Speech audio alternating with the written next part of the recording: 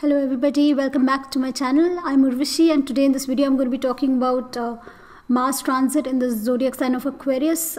In fact, this transit has already taken place. Mars is already in the zodiac sign of Aquarius and this transit will last till about the 22nd of December. So it's an interesting change in fact from the previous zodiac, from Capricorn, where Mars was exalted. Mars was in conjunction with Ketu, and so that's the best position for Mars because Mars is a lot of fire. Mars is your energy. And in the sign of Capricorn, it gets exalted.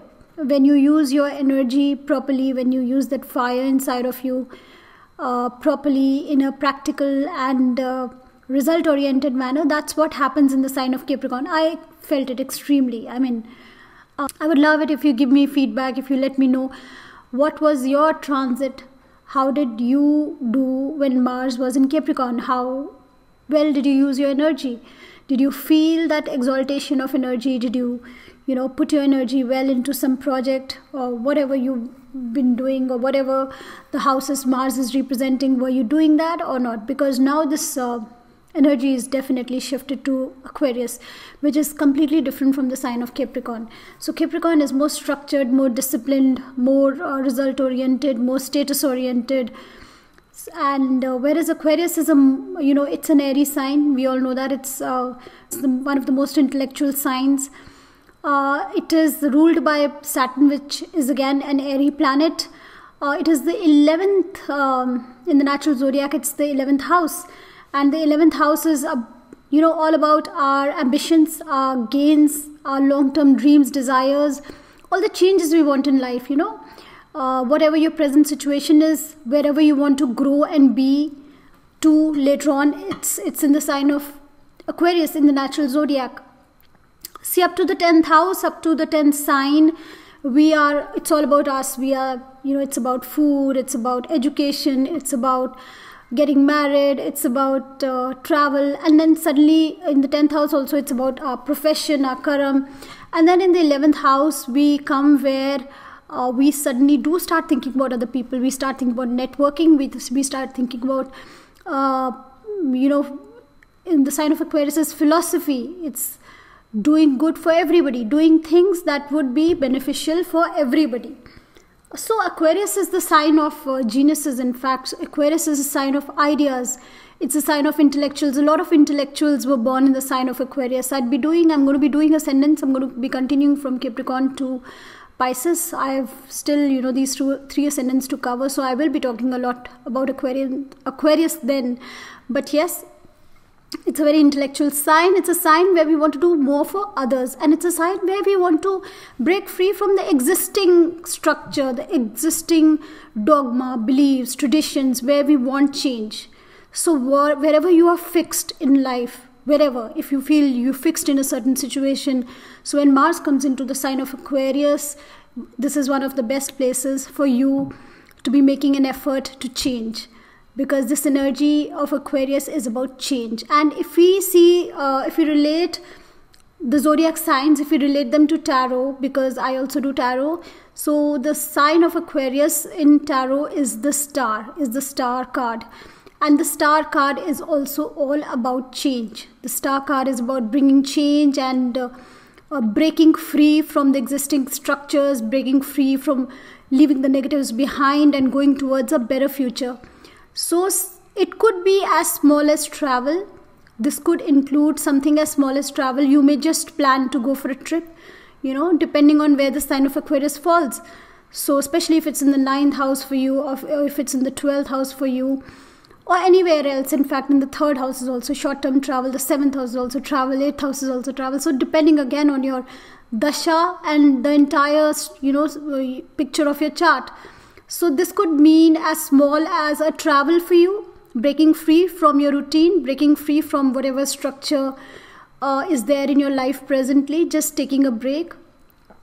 Or it could be something as important as starting something new.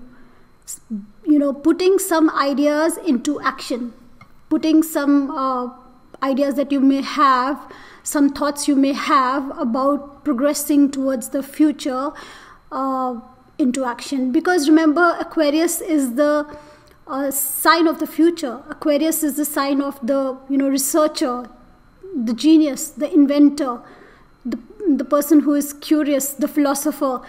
And philosophy is all about going beyond the superficial. Philosophy is all about change. Philosophy is all about seeing the bigger picture. Philosophy is going beyond the present. So this could be, depending again, like I said, on your basic chart and on your dasha, this could be a major step where you might take some kind of an action to implement your ideas and beliefs. And Aquarius, the sign of Aquarius also represents teamwork, group work, or it can also represent doing things which would benefit others as well in general. But remember, Mars is a fiery planet, and in Capricorn the energy was very conducive for us to utilize our energy in a very structured way and achieve success and status easily. But Aquarius is an airy sign, and the Lord Saturn too is an airy planet. And especially the nakshatra of Shad-Bishak, because the Lord of Shad-Bishak is Rahu, and we know the element for Rahu is air. So the Lord of the nakshatra is air, and the zodiac itself is air. So there is so much air that this is a very, very, and we have fire. Mars is the planet for fire. Mars is fire. So when you give air to fire, what happens? It spreads. It really spreads. And the element of earth is really missing a little bit. And for Mars to operate well, we really need the element of earth to give stability to the fire of Mars, to give a little structure to Mars, to give some form, to give some rules, regulation to this, fiery energy of Mars. It's only if we give, proper structure to Mars. That is why, Mars does well in the earthy signs, in all the three earthy signs. Of course, it exalts in Capricorn, but it does well in all the three earthy signs. It gives Mars a stable place, to behave properly, to use its energy properly.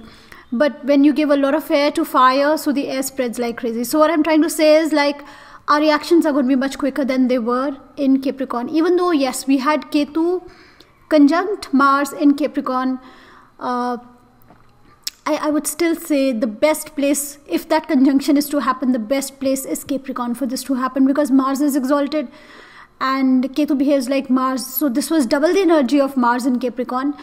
And if this was, well placed, if you had this conjunction in the, let's suppose, 10th house or 11th house, so this was a great energy, or even in the 3rd house, it was again a great energy.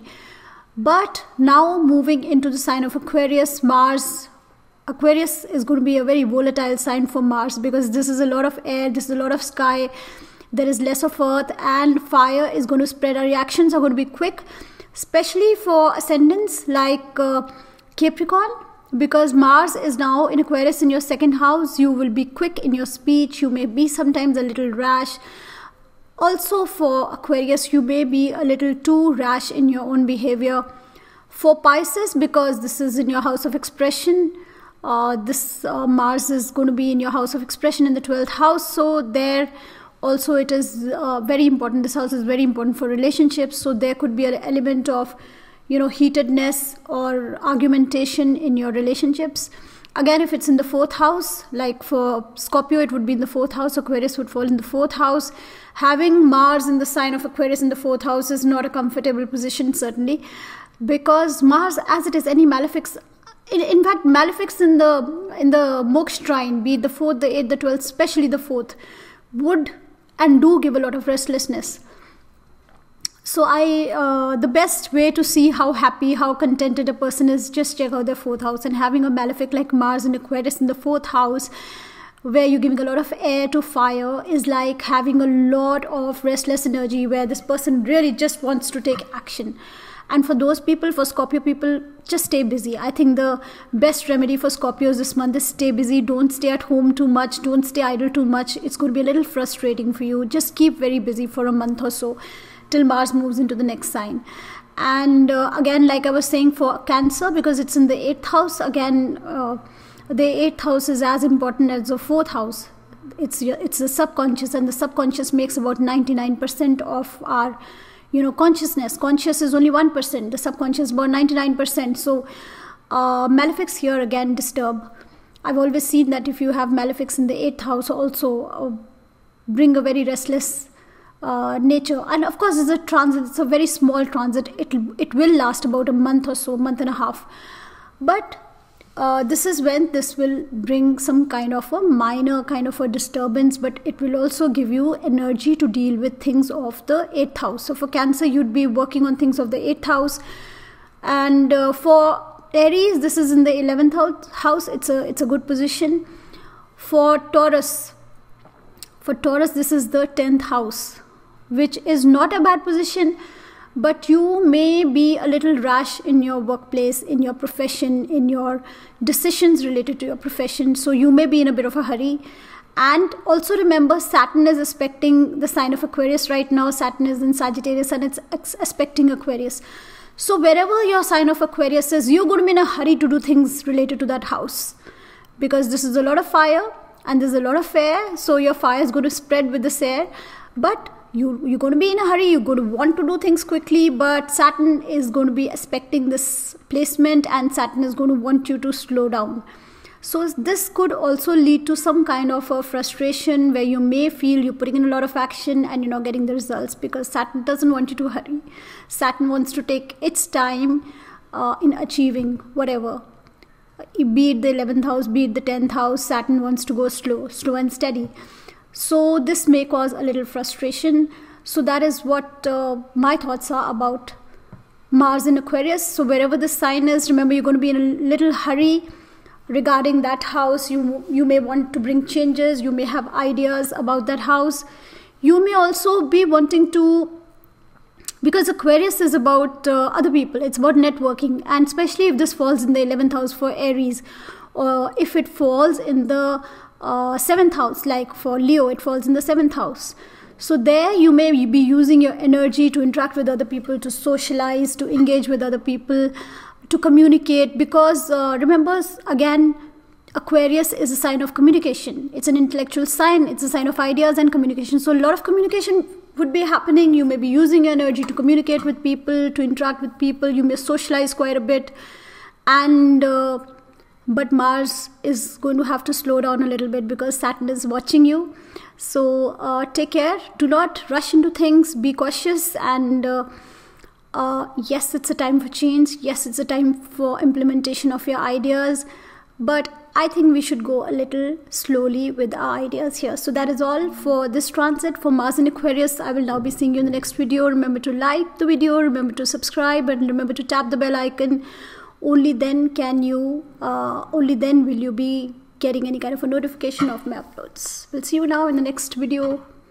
Bye-bye.